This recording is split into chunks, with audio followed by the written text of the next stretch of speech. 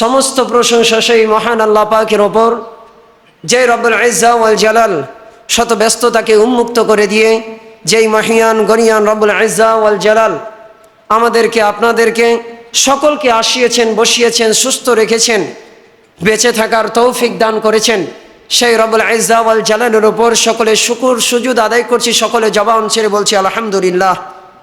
সমস্ত দুরুদে সালাম বর্ষিত প্রাণপ্রিয় নবী, প্রাণপ্রিয় নেতা জনাবে মোহাম্মদ আরবি বিশ্বজাহানের নবীর উপর সকলে দুরুদে তাসলিমা পেশ করছি। সকলে বলছি সাল্লাল্লাহু আলাইহি ওয়াসাল্লাম।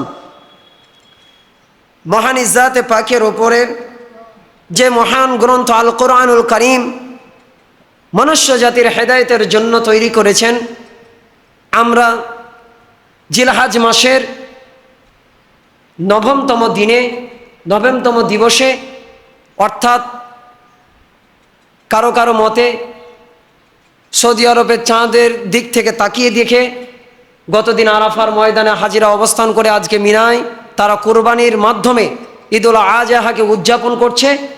আর আমরা অনেকেই আজকে নবমতম দিনে আরাফার এই দিবসে আমরা উপনীত হয়েছি। যিনারা কালকে রোজা রেখেছেন তাদেরও রোজা হবে, যিনারা আজকে রোজা রেখেছেন তাদেরও রোজা হবে। একমাত্র কবুলের মালিক কে? আল্লাহ তাআলা।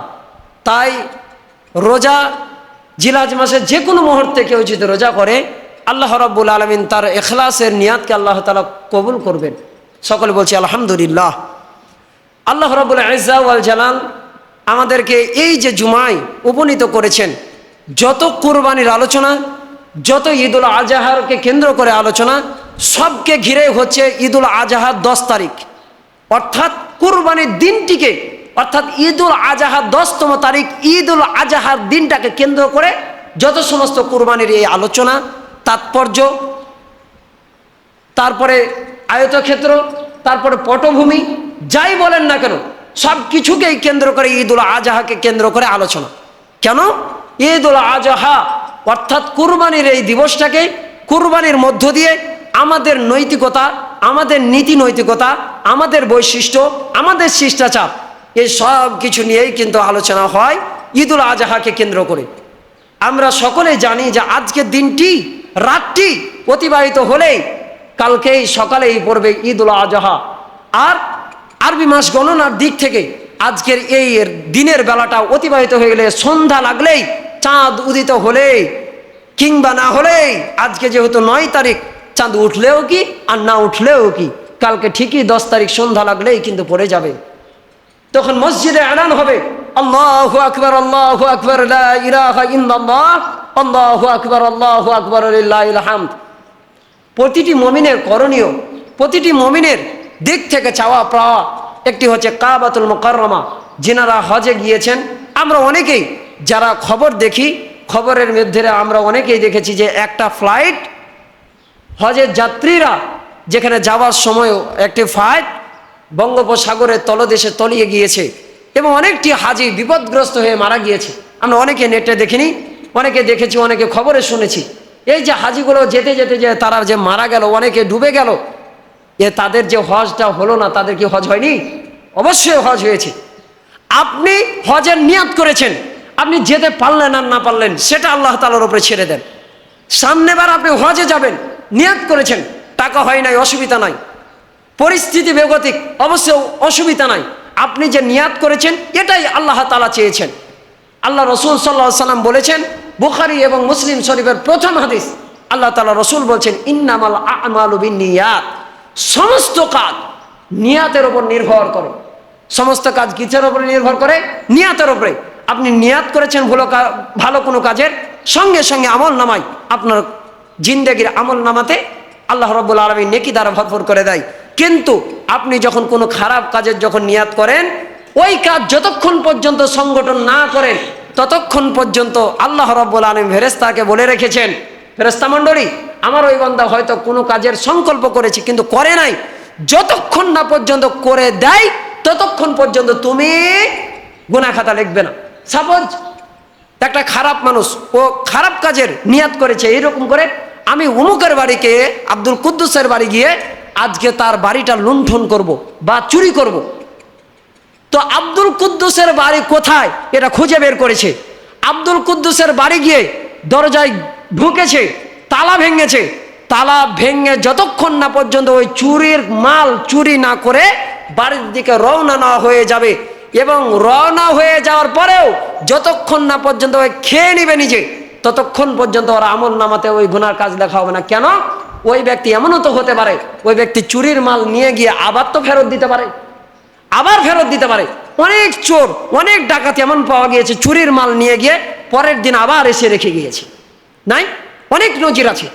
আর অনেক বাটপার এমন আছে, যেই বাটপার দিনেও যে চুরি করে, রাতেও সে চুরি করে, ওরা হালালও নাই, ওরা হারামও নাই।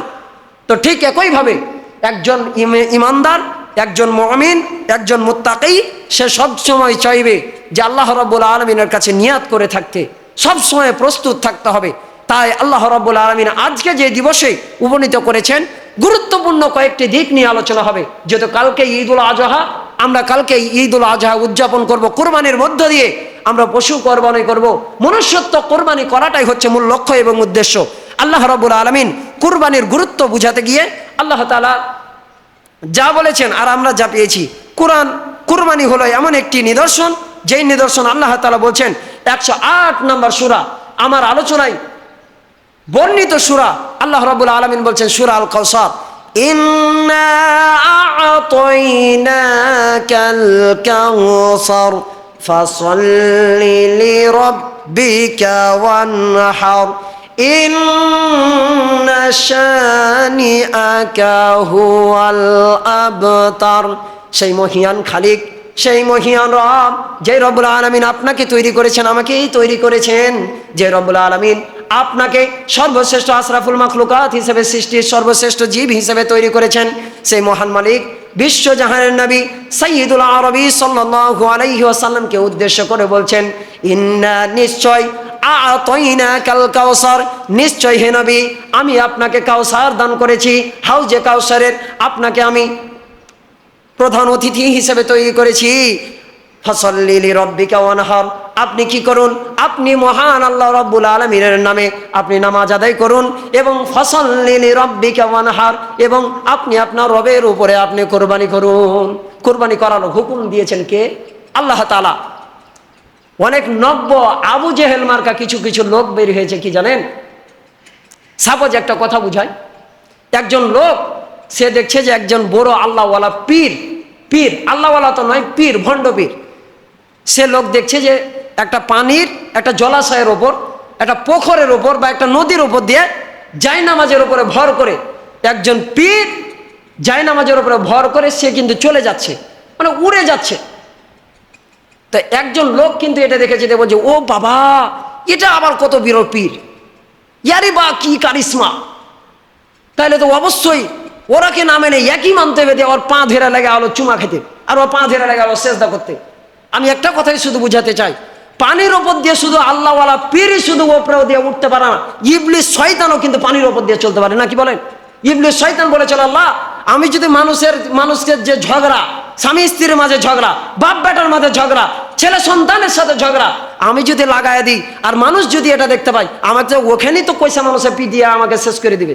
তো বলছে যা, তোকে ওটাও করে দিলাম, মানুষের রগে রগে যেন চলতে পারিস, এটাও তোকে আমি দিয়ে দিলাম। তা আল্লাহ তাআলা এই কথাই বলেছিল, তুই মানুষের রগে রগে যেতে পারবি, কোনো মন্ত্রণা দিতে পারবি, কিন্তু আমি আল্লাহ তাআলা যারা নেক, যারা বান্দা হবে, যারা আল্লাহ তাআলা খাস, যারা মুহাক্কিক আলেম হবে, যারা মুহাক্কিক পীর হবে, বুজুর্গাদিন হবে, আল্লাহ রাব্বুল আলামিন সঙ্গে সঙ্গে বলে দিলেন, তাদেরকে তুই কখনো জাহান্নামের রাস্তায় নিয়ে যেতে পারবি না। যারা আল্লাহ তাআলার পরেজগারী ব্যক্তি, তাদেরকে কখনো জাহান্নামের গন্তব্যের দিকে নিয়ে যাওয়া যায় না। তাই আল্লাহ রাব্বুল আলামিন ওই ইবলিস শয়তানকেও কিন্তু সেই কাজ দিয়েছিলেন, সেও কিন্তু পানির উপর দিয়ে চলতে পারত। আমাদের মতো যাদের বড় বড় লম্বা লম্বা টুপি, বড় বড় দাড়ি, বড় বড় বড় জুব্বা, বড় পাঞ্জাবি, বড় দাড়ি, বড় বড় তাগড়া তাগড়া মোচ, বড় বড় টুপি, মনে রাখতে হবে এটাই। আবু জেহেলও কিন্তু লম্বা লম্বা টুপি পরতো, আবু জেহেলও কিন্তু লম্বা লম্বা জুব্বা পরতো, আবু জেহেলেরও লম্বা লম্বা টুপি ছিল। কারণ সৌদি আরবের প্রধান পোশাকই হচ্ছে টুপি আর জুব্বা। কি বলছে, তোর রোল কত ক্লাসে? বলছে 1। তোর ক্লাসের ছাত্র ছাত্রী কত? বলছে আমি একাই। লাভ হলো? ও ক্লাসে রোল নাম্বার 1। বলছি ই বাবা, তাহলে তো অনেক বড় ব্রিলিয়ান্ট ছাত্র। তো বলছে ছাত্র ছাত্রী কয়টা? বলছে আমি একটাই। তুমি বাবা একলাই, তুমি ভোট পাস করলেও তুমি যা, না পাস করলেও তুমি তা। তো যেমন আমাদের বাংলাদেশে যেমন যাদের জাতীয় পোশাক যেমনি করে লুঙ্গি, কারো কারো মতে অনেক কিছু পোশাক আছে, ঠিক একইভাবে সৌদি আরবের একটা পোশাক হচ্ছে কি জুব্বা এবং টুপি। অনেক হিন্দু আছে টুপি লাগায়, অনেক খ্রিস্টান আছে টুপি লাগায়, অনেক বেধর্মী আছে টুপি লাগায়, কিন্তু কথা আছে এটা হতে হবে শক্ত ইমানের প্রতীকী। অনেক মানুষ বলে তাহলে শার্ট পিন্ধে নামাজ হবে না। নো নেভার, নামাজ হবে। নামাজ আদায়ের আপনি করবেন, আদায় কুরবানি করবেন আপনি, কবুল করবে কে? আল্লাহ তাআলা। এই জন্য আল্লাহ তাআলা কুরআনুল কারীমে বলছেন ইন্নাস সালাতি ওয়া নুসুকি ওয়া মাহইয়ায়া ওয়া মামাতি লিল্লাহি রাব্বিল আলামিন। ইব্রাহিম আলাইহিস সালাতু ওয়াস সালাম বললেন, হে আল্লাহ তাআলা, আমার নিশ্চয় ইন্নাস সালাতি, নিশ্চয় আমার নামাজ, অনুসুকি, নিশ্চয় আমার কোরবানি, ওয়া মাহইয়ায়া, এবং আমার মত, ওয়া মামাতি, এবং আমার জীবন এবং আমার মত, লিল্লাহি রাব্বিল আলামিন, একমাত্র তোমার জন্য নিবেদিত। সুবহানাল্লাহি ওয়া হামদিহি। আল্লাহ তাআলা ইব্রাহিম আলাইহিস সালামের কথাটাই এত সুন্দর লেগেছে, কুরআনুল কারীমে কোট করে দিয়েছে, ইন্না সলাতি ওয়া নুসুকি ওয়া মাহইয়ায়া ওয়া মামাতি লিল্লাহি রাব্বিল আলামিন। নিশ্চয় আমার নামাজ, নিশ্চয় আমার কুরবানি, নিশ্চয় আমার জীবনের সর্বপ্রকারের কাজ, নিশ্চয় আমার জীবনের মরণের হায়াতের জিন্দেগি যা আছে সব একমাত্র কার জন্য নিবেদিত? আল্লাহর জন্য নিবেদিত। তাই আমরা যে কথাটা বলতে গিয়ে এই কথাগুলো আসলো, সেই কথাটা হচ্ছে এইটা যদি ঠিক থাকে সব ঠিক, আর এটা যদি ঠিক না থাকে কিচ্ছু ঠিক নাই। একদিন লোকমান হাকিমকে বলা হয়েছে, লোকমান হাকিম তোমার তো অনেক বুদ্ধি, তো যাও তো পৃথিবীর মধ্যে সব থেকে উৎকৃষ্ট জিনিস, যেটা সব থেকে ভালো জিনিস, ওটা নিয়ে এসো। একটা পশুকে জবাই করে, একটা বকরিকে জবাই করে তার যে এই হৃৎপিণ্ড এটাকে নিয়ে এসেছিল, নিয়ে আসার পরে ওকে দিয়ে দিল। তো নিয়ে আছে এক হাতে ধরে। আরেকবার বলছে লোকমান হাকিম তুমি তো সব থেকে বেশি উৎকৃষ্ট জিনিসটা নিয়ে এলা, এবার সব থেকে খারাপ জিনিসটা কি নিয়ে এসো, নিকৃষ্ট। আবার দেখছে ওই হৃৎপিণ্ড ফ্যাকচালিয়ে এসে হাতে ধরিয়ে দিয়েছে। তো বলছে লোকমান হাকিম আমি তোমাকে মনে করেছিলাম যে তোমার অনেক জ্ঞান, কিন্তু তুমি তো দেখছি বিবেকহীন, বিবেকহীন, পাগল। তো বলছে আমি পাগল না, আমি যে জিনিসটা নিয়ে এসেছি, মানুষ তার অন্তর দিয়ে ভালো কিছু করতে পারে, তার অন্তর দিয়ে খারাপ দিকও করতে পারে। আরো অনেকের মতে আছে যার মুখ খান তার দুনিয়া খান, যার মুখ ঠিক তার পুরো পৃথিবী ঠিক, যার মুখ ঠিক নাই তার দুনিয়ায় উল্টা পাল্টা। তাই এই অন্তরটাকে, ইখলাসটাকে পরিপূর্ণতা করতে হবে। কুরবানি করবেন, কুরবানি করার আগে নিজের মানুষত্বটাকে কুরবানি করতে হবে। এটাই আল্লাহ তাআলা চেয়েছেন। নিজের অন্তরটাকে, কলবটাকে আল্লাহ তাআলার দিকে নিবেদিত করতে হবে, এটা আল্লাহ তাআলা চেয়েছেন, এটা আল্লাহ তাআলা বলতে চেয়েছেন। তাই আল্লাহ তাআলা কুরবানির গুরুত্ব গিয়ে বুঝাতে গিয়ে আল্লাহ তাআলা বলেছেন যে ইন্না আতাইনাকাল কাউসার, আমি অবশ্যই আপনাকে কাউসার দান করেছি, ফাসাল্লি লিরাব্বিকা ওয়ানহার, সুতরাং আপনি আপনার রবের উপরে সালাত আদায় করুন এবং কুরবানি করুন। আর ইন্না শানিআকা হুয়াল আবতার, ইন্না শানিআকা হুয়াল আবতার, নিশ্চয় আপনার উপরে বিদ্বেষ যারা পোষণ করবে তারা একমাত্র নির্বংশ হয়ে যাবে। যারা আল্লাহ তাআলার নবীর উপরে যারা হিংসা বিদ্বেষ করবে, যারা ইসলামের উপরে হিংসা বিদ্বেষ করবে, যারা আল্লাহ তাআলার হুকুমের উপরে যারা হিংসা বিদ্বেষ করবে, আল্লাহ রাব্বুল আলামিন বললেন তাদেরকে নির্বংশ করে দেওয়া হবে। এই জন্য গুরুত্ব বুঝাতে গিয়ে আরও বেশ কিছু জায়গায় অনেক কিছু কথা বলা হয়েছে। আল্লাহ রাব্বুল আলামিন অন্যত্র জায়গায় বলে দিয়েছেন, আল্লাহ তাআলার রসুল কুরবানির নির্দেশ দিয়ে অনুরূপভাবে আল্লাহ তাআলার রসুল বলেছেন ইয়া আইয়ুহান নাস আলা কুল্লি আহলিল বাইতি ফি কুল্লি আমিন উদহিয়া, হে লোক সকল প্রত্যেক পরিবারের উপরে কুরবানি দেওয়া অপরিহার্য। বিশ্বজাহান নবী ইবনে মাজাহ 3125 নম্বর হাদিসে ভিতরে তিনি বলছেন ইয়া আইয়ুহান নাস আলা কুল্লি আহলিল বাইত ফি কুল্লি আমিন উদহিয়া, আমার পরিবারের উপরে এবং বিশ্ববাসীর পরিবারের উপরে কুরবানি করাকে অপরিহার্য করে দেওয়া হয়েছে, তাই তোমরা কুরবানি আদায় করো। কুরবানির ইতিহাস সংক্ষিপ্তভাবে যে কথাগুলো বলতে গিয়ে বলা যায়, কুরবানি আল্লাহ তাআলার একটি বিধান। আদম আলাইহিস সালাম থেকে শুরু করে প্রত্যেকটি নবীর যুগে এর বিধান অনেক গুরুত্ব ছিল। প্রত্যেকটা নবী রাসূল কুরবানি আদায় করেছেন। আল্লাহ তাআলা বলছেন আল্লাহ রাব্বুল আলামিন সূরা হজ 22 নম্বর সূরা 34 নম্বর আয়াতে কারিমা আল্লাহ তাআলা তিনি বলছেন, আমি প্রত্যেকটি সম্প্রদায়ের জন্য কুরবানির নিয়ম করে দিয়েছি। তিনি তাদেরকে জীবন উপকরণের স্বরূপ হিসেবে চতুষ্পদ জন্তুকে দান করেছেন, যেন তারা কি করতে পারে, কুরবানি আদায় করতে পারে। আল্লাহ তাআলা বলছেন, আগে যে মানুষকে কুরবানি করতে করা হয়েছিল, ইব্রাহিমকে ইসমাইলকে কুরবানি করার কথা বলেছিলেন আল্লাহ তাআলা, তার পরিপ্রেক্ষিতে আল্লাহ তাআলা রসুলকে বলেছেন, আমি যে চতুষ্পদ জন্তুগুলো দিলাম, এই চতুষ্পদ জন্তুগুলোর মধ্যে থেকে তোমরা কি করো, কুরবানি আদায় করো। আসল ঘটনা কোনটা? ওয়াইদ ইবতালা ইব্রাহিমা রাব্বুহু বিকালিমাতিন ফাতাম্মাহুন্না ক্বালা ইন্নী জাইলুকা লিন-নাস ইমামা। আল্লাহ তাআলা হযরত ইব্রাহিমকে বললেন, ইব্রাহিম যাও, তোমার পুত্র ইসমাইলকে, তোমাকে 90 বছর বয়সে, 90 বছর বয়সটা কি জুয়ান বয়স, তাগড়া বয়স? নো, নেবা 90 বছর বয়স, 95 বছর বয়স, এই লোকটারই বয়স তো 90+। আল্লাহ তাআলার কুদরত, যেভাবে হেঁটে বেড়ায়, যেভাবে চলাফেরা করে, নামাজ পড়ে, এটা আল্লাহ তাআলার কুদরত। তাই ঠিক এই মুরব্বির থেকেও অনেকটা উস্কো সুস্কো চুল হয়ে গিয়েছিল, অনেক বড় বড় বিশাল বিশাল দাড়ি, পাক্কা দাড়ি, দাঁতগুলো পড়ে যাওয়ার মতো অবস্থা, হাঁটতে পারতো না। সেই সময়তেও আল্লাহ তাআলা কাকে দান করেছেন? একটা পুত্র সন্তানকে দান করেছেন। তাহলে কোনোদিন যে পুত্র সন্তান হয়নি, শেষ বয়সে ইসমাইলকে দান করেছেন, সেই ইসমাইলকে আল্লাহ তাআলা কি বললেন? লালায়িত পুত্রকে আল্লাহ তাআলা বললেন, কুরবানি দাও, ভালোবাসার বস্তুটাকে কুরবানি দাও। আর যেমনি কুরবানি দিতে রাজি হলেন, আল্লাহ তাআলা বললেন, ইব্রাহিম তোমাকে যতগুলো পরীক্ষা নেওয়া হয়েছিল, সব পরীক্ষাতে তুমি গোল্ডেন এ প্লাস পেয়েছো। আর এই গোল্ডেন এ প্লাস পাওয়ার জন্য, এত সুন্দর করে পরীক্ষায় পাস করার জন্য তোমাকে একটা পুরস্কার দিতে চাই। কি পুরস্কার? আল্লাহ রাব্বুল আলামিন বললেন, ইন্নী জাইলুকা লিন-নাস ইমামা, গোটা মুসলিম সম্প্রদায়ের জন্য তোমাকে ইমাম বানিয়ে দিলাম, নেতা, লিডার বানিয়ে দিলেন। গোটা কার জন্য? মুসলিম সম্প্রদায়ের জন্য। কাকে লিডার করেছেন? কাকে? আদিম যুগের আমাদের মুসলিম জাহানের পিতা কাকে তৈরি করেছেন? হযরত আদমকে তৈরি করেছেন। কিসের জন্য? আমাদের আদি পিতা, প্রথম পিতা। আর যিনি মুসলিম মিল্লাতের পিতা, তিনি হচ্ছেন হযরত ইব্রাহিম খলিলুল্লাহ রাদিয়াল্লাহু তাআলা আনহু ওয়া আলাইহি সালাতু ওয়াস সালাম। সুবহানাল্লাহি ওয়া বিহামদিহি। তাই এই যে আল্লাহ তাআলা যে পরীক্ষা দান করেছেন, এই পরীক্ষার কিন্তু তিনি স্বয়ংভাবে যথাযথ মর্যাদা দিয়ে তিনি কিন্তু পাস করেছেন। কুরবানির উদ্দেশ্য আল্লাহ রাব্বুল আলামিন তিনি কি বলছেন জানেন? ওমা খলাকতুল জিন্না ওয়াল ইনসা লিয়াবুদুন।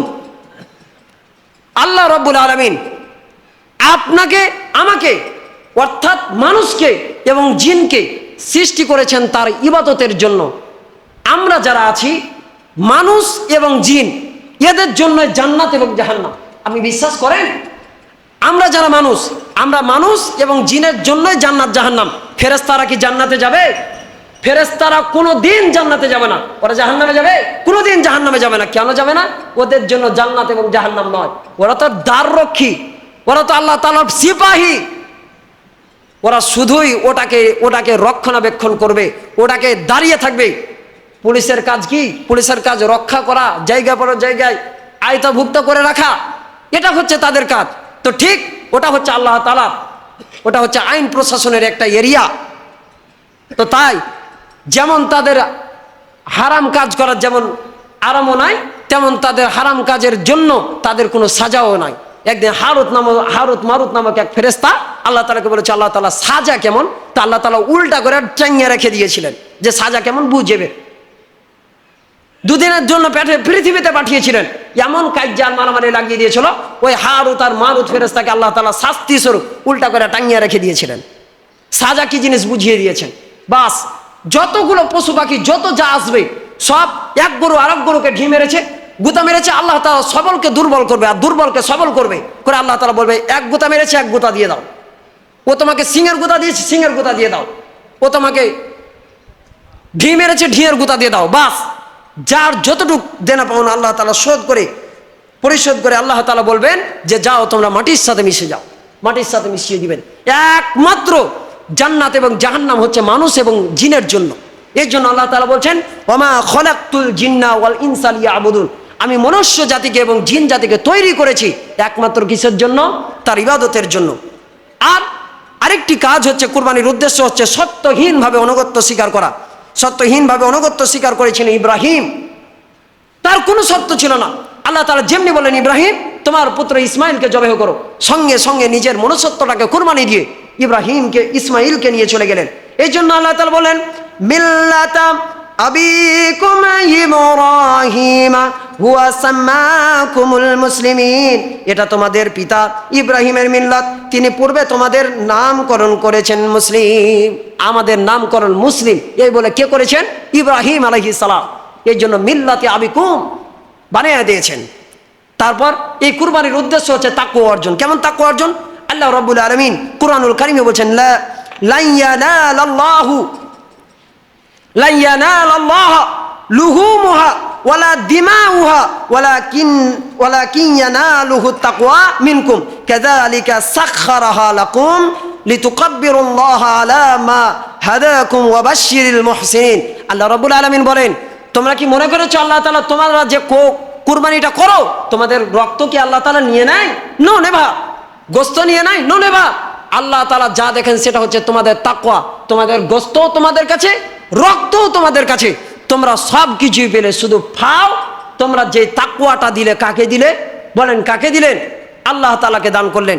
এই যে কারো 17, কারো 15, কারো 10,000, 11,000, 22,000, 24,000, 27,000 থেকে শুরু করে আপনারা কুরবানির জন্য কেউ কেউ খাসি কিনেছেন, ভাগা দিয়েছেন 10,000, 7,000, 8,000, যে যেই টাকাই ভাগা দিয়েছেন।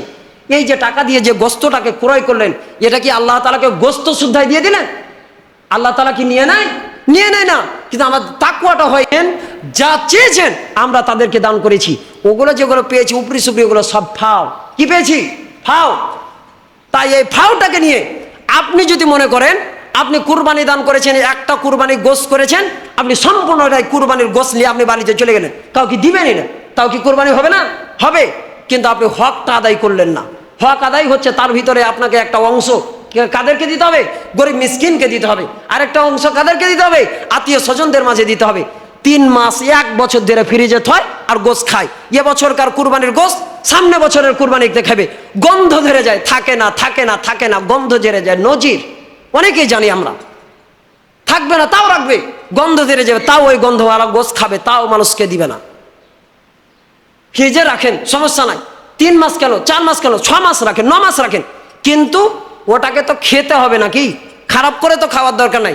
আত্মীয় স্বজনকে দিয়ে খাবেন, দিয়ে খাবেন, তাদেরকে দিলেন, দিয়ে একটা হক আদায় করা দরকার, হক আদায় করে দেন, রেখে দেন 1 বছর, সমস্যা কি? কিন্তু ওটা যদি খারাপ হয়ে যায়, নষ্ট হয়ে যায়, আপনার পেটের জন্য একটা দুষ্কৃতি সৃষ্টি হবে। তো এই কুরবানির গোশতটা খাই এরকম হলো, তখন কুরবানির গোশত খাই এরকম হলো। বাস যাদের যাদের যেই সমস্ত কাজে হয়তো ডাক্তার পরামর্শ দিয়েছে কুরবানির গোশত খাওয়া যাবে না, একান্তভাবে কুরবানির গোশত এমন একটি গোশত, আপনি যদি কুরবানির দিন যদি গোশত খান আর যতটুক খাবেন অতটুক যদি সাদকা করে, একটা ছোট পরিমাণ আপনার কোনো অসুবিধা হবে না। আপনি লিখে নেন কুরবানির দিন খায়েন, যদি কোনো অসুবিধা হয় আমাকে এসে ধরিয়েন, আমি তো মসজিদই আছি। কুরবানির দিন গোশত খাওয়ার পরে যদি কোনো রকম কিছু হয় তারপরে ধরিয়েন। কিন্তু কথা আছে, হিকমতওয়ালার হিকমত আছে, কারণ আপনাকে তাকওয়াশীল হতে হবে, পরেজগারিতা হতে হবে, তাহলে কোনো কিছু হবে না। সারাদিন নামাজ পড়বেন না, কিছু করবেন না, তাহলে সেই তাকওয়া সেই খোদাবিরতা নিয়ে আল্লাহ হবে, কাজ হবে, সমস্যা নেই। আপনি অসুবিধা আছে, কিন্তু কুরবানির দিন যদি গোশত খান, কিন্তু আপনি যদি সাদকা করেন, সাদকা এমন একটি জিনিস আপনাকে সর্বকাজ থেকে আপনাকে সাদকা কিন্তু আপনাকে পরিত্রাণ করে রাখে। তাই সর্বকালে সর্ব জায়গায় একটি বিষয় যে এই কুরবানি করলে গুনাহমোচন হয়। কেমন গুনাহমোচন? এই যে কুরবানির যে পশু, এই পশু শিং, তারপরে লেজ, তারপরে খুরা, এগুলো, তারপরে খাল, এগুলো যে আপনি যে ছটাকভাবে যে আপনার থাকলো, এগুলো কিয়ামতের ময়দানে আল্লাহ তাআলা কি করবে জানেন? এগুলোকে আবার পুনরুজ্জীবিত করবেন। করার পর ওই যে দুম্বা, ওই যে খাসি, ওই যে গরু কুরবানি দিয়েছেন, আল্লাহ তাআলা বলবেন এক একটি পশু হয়ে যা, পশু হয়ে যাবে। আল্লাহ তাআলা কিয়ামতের ময়দানে বলবেন এই পশুর উপরে ভর করে আপনাকে পুল সিরাতকে পাড়ি দিয়ে আল্লাহ রাব্বুল আলামিন আপনাকে জান্নাত দিয়ে দিবে। বলছি সুবহানাল্লাহ।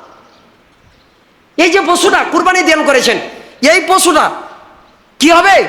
কিয়ামতের ময়দানে উঠবে আর আপনাকে তার উপরে সাওয়ার করে আপনাকে জান্নাত পর্যন্ত আল্লাহ তাআলা নিজে পৌঁছে দিবেন। আর হাদিস থেকে এরকমও পাওয়া যায়, ইবনে মাজার হাদিস থেকে, তিরমিজি, নাসাই শরীফের হাদিস থেকে এরকমও পাওয়া যায় যে আপনাকে যদি খোদা না খাস্তা যদি জাহান্নামে যদি চলে যান কোনো কারণবশত, এই যে কুরবানি দান করেছেন, এই কুরবানির এই পশুটাই হবে আপনার ঢাল। এই পশুই আপনার দিক থেকে সাক্ষী দিবে, এ তো আমাকে কুরবানি দান করেছিল, এ তো তাকওয়াশীল, এ তো পরেজগারী, একে কখনোই আপনি জাহান্নামে ফেলিয়েন না, আপনার জন্য বলবে, ঢাল হবে। এটা হচ্ছে একটা ফজিলত। আরেকটি ফজিলত কি, আল্লাহ রাব্বুল আলামিন তিনি কি বলছেন জানেন?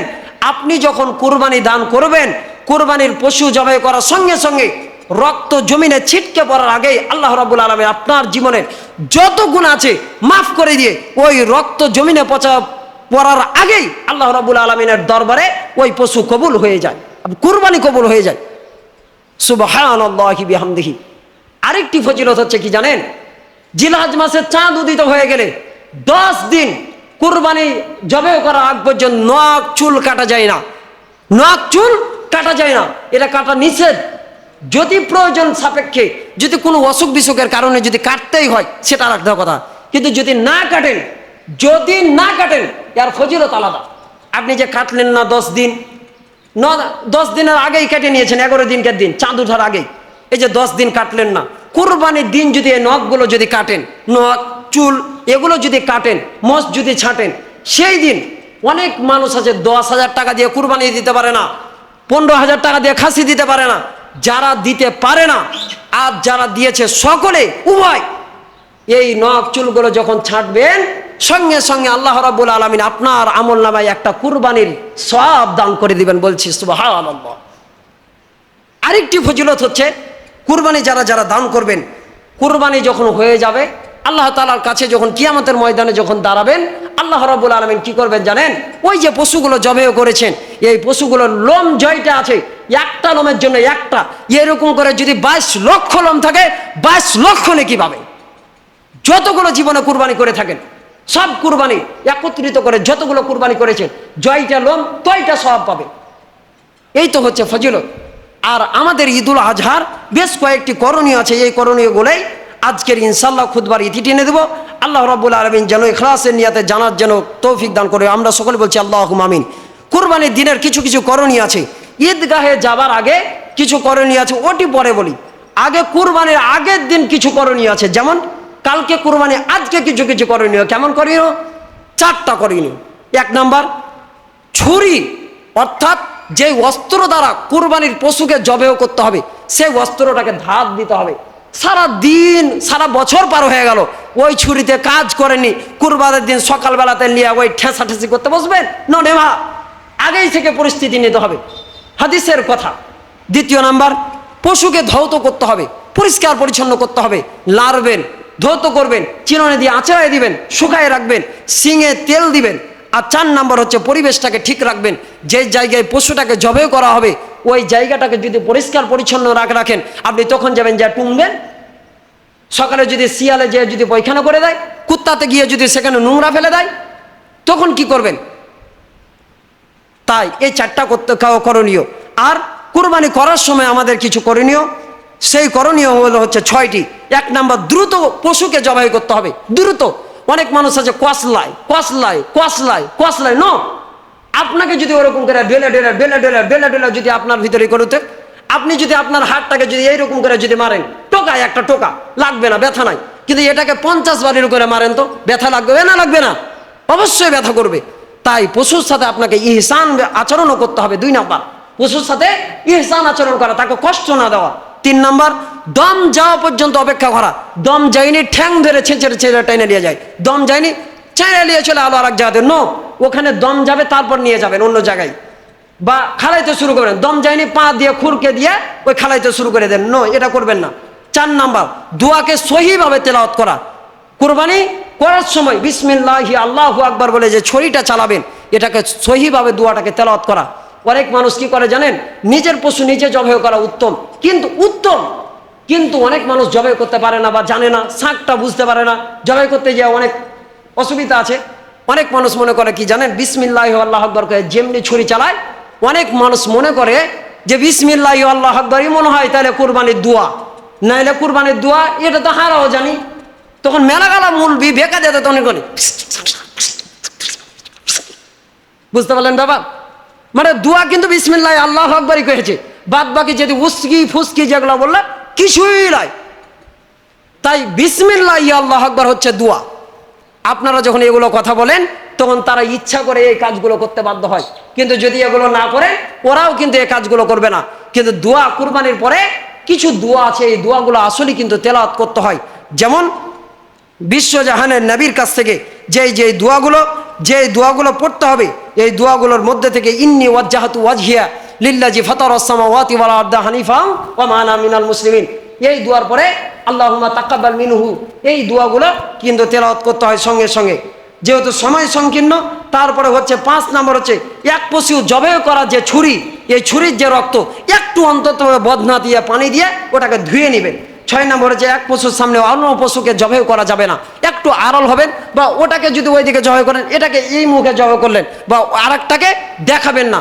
ওর সামনে যখন আরেকটা পশুকে জবাই করবেন ওর বড় কষ্ট হবে, ওই পশুর সামনে পশুকে কষ্ট দিয়ে কখনো হয় না। কুরবানির পর কিছু করণীয় আছে। 1 নম্বর হচ্ছে মান বন্টন ঠিক রাখা। কেমন মান বন্টন ঠিক রাখা?